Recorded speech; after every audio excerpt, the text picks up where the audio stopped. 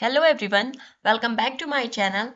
In this video, we will learn about include. What is includes?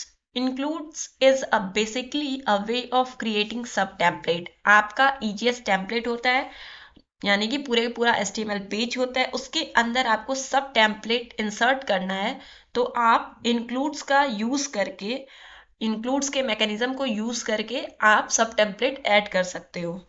तो जैसे कि हमने instagram.egs पेज क्रिएट किया था उसमें हमें कुछ सब टेम्पलेट यूज करना है तो आप यूज कर सकते हो। अब इंक्लूड्स का क्यों यूज करते हैं? एक तो ये हमें रीयूजेबिलिटी प्रोवाइड करता है। यहाँ पर लिखा है includes are relative to the template with the include call. तो जब यहाँ पर ये टैग है हमारा ईजीएस टैग है और ये आउटपुट टैग है raw output tag with your include. तो यहाँ पर आपने इंक्लूड लिखा और वो फाइल नेम लिखा जिसको आपको टेम्पलेट जो भी आपका होगा उसको यूज करना है, यानी कि जिस टेम्पलेट को आपको यूज करना है वो किस फाइल में है उसका नेम यहाँ पे लिखता है। और अगर कोई इन्फॉर्मेशन सेंड करनी है तो ये एक तरीका है इन्फॉर्मेशन सेंड करने का।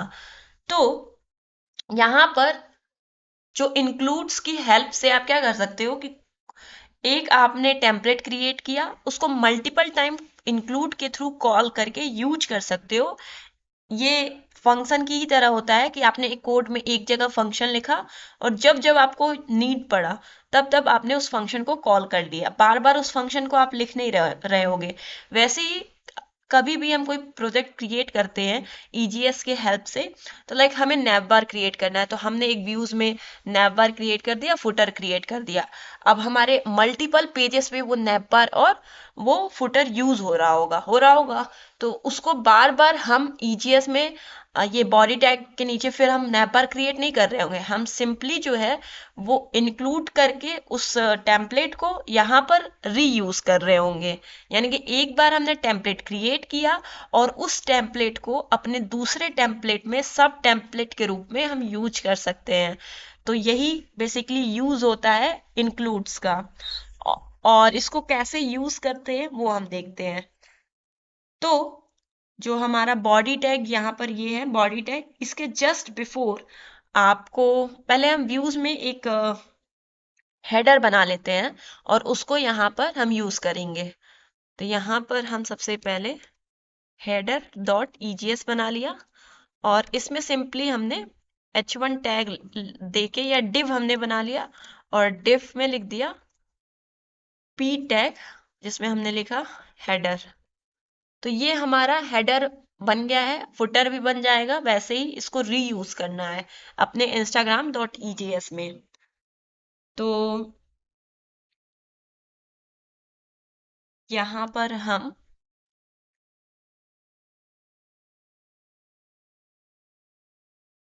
Percentage output tag raw output tag है, यहाँ पे देखिए हमें सजेस्ट कर रहा है और हमारा हेडर डॉट ईजीएस है। तो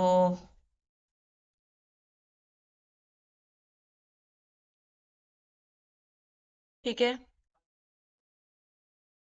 यहाँ पे हमें इंक्लूड्स यूज करना होगा।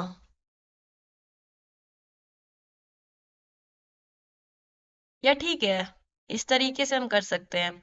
तो एक बार हम अपना सर्वर ऑन करके देखते हैं कि क्या ये चीज दिखाई दे रही है कि नहीं। ठीक है, तो ये हमारा सर्वर ऑन हो गया, server is listening on port number this. अब हम चलते हैं ब्राउजर पे और रिक्वेस्ट सेंड करते हैं लोकल होस्ट। तो ये हमारा सर्वर ऑन है और ये दिख रहा है, ठीक है। और यहाँ पे देखिए इस टेम्पलेट को हमने यूज कर लिया है, हेडर हमने बनाया था और इस हेडर को हम यहाँ पर यूज कर पा रहे हैं। अब हम चाहते हैं कि हम फुटर भी ऐसे ही क्रिएट करें और अपने इंस्टाग्राम पेज में सब टेम्पलेट के रूप में इसे यूज कर सके। तो यहाँ पर हमने सिंपली एक पी टैग लिखा और इसमें लिखा फुटर। यहाँ हमारा फुटर क्रिएट हो गया। अब इसको यूज करना है तो सिंपली आप क्या करोगे, आपको फुटर जो है यहाँ यूज करना है। तो एक बार हम चेक करते हैं कि फुटर हमारा दिखाई दे रहा है कि नहीं। तो यहाँ हमारा फुटर दिखाई दे रहा है। इसका मतलब है कि आप अपने टेम्पलेट में सब टेम्पलेट को इजीली यूज कर सकते हो, और यही एक तरीका है ईजीएस में सब टेम्पलेट को यूज करने का, यानी सब टेम्पलेट क्रिएट करने का। आपने कोई एक टेम्पलेट ऑलरेडी क्रिएट किया है, उसको आपने दूसरे टेम्पलेट में रीयूज कर लिया, जिससे कि कोड रीयूजेबिलिटी अचीव कर पाए आप। दूसरी चीज कि इंक्लूड्स कैसे यूज होता है वो हम इस वीडियो में सीख लिए। तो ऐसे ही अभी तो मैंने सिंपल कोड लिखा है हेडर और फुटर का, सिंपली क्रिएट किया है। इसको हम हाइट प्रॉपरली विथ देकर और बैकग्राउंड कलर सेट कर कर अच्छा सा हेडर और अच्छा सा फुटर क्रिएट कर लेंगे, और फिर वो हमारा यहाँ पे दिखाई देगा, हेडर दिखाई देगा और यहाँ नीचे फुटर दिखाई देगा।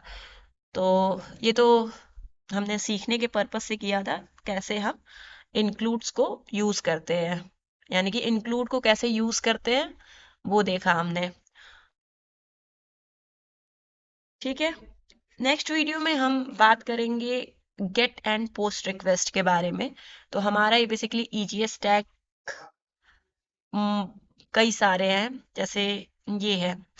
तो हमने ये स्क्रिप्ट लेट टैग के बारे में पढ़ा था कि जैसे इफ एल्स कंडीशन लिखना हो जिसमें कोई आउटपुट दिखाना नहीं है, सिर्फ स्क्रिप्ट लेट टैग लिखना है कंडीशन बेस्ड। फिर हमें फॉर लूप लिखना हो तो ये हम टैग का यूज करते हैं। फिर जब हमें कोई आउटपुट दिखाना हो, टेम्पलेट में कोई वैल्यू को डिस्प्ले कराना हो, तो हम ये टैग का यूज करते हैं, percentage and is equals to. तो ऐसे कई सारे हमारे टैग हैं, बट हमने अभी तक के दो टैग का यूज किया है, तीन टैग का यूज किया है।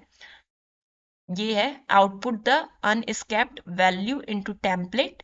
ठीक है, यहाँ पे हम ये अपना दूसरा हमें यानी कि सब टेम्पलेट अगर हमको दिखाना है इंक्लूड्स की हेल्प से, तो हम ये टैग का यूज करेंगे।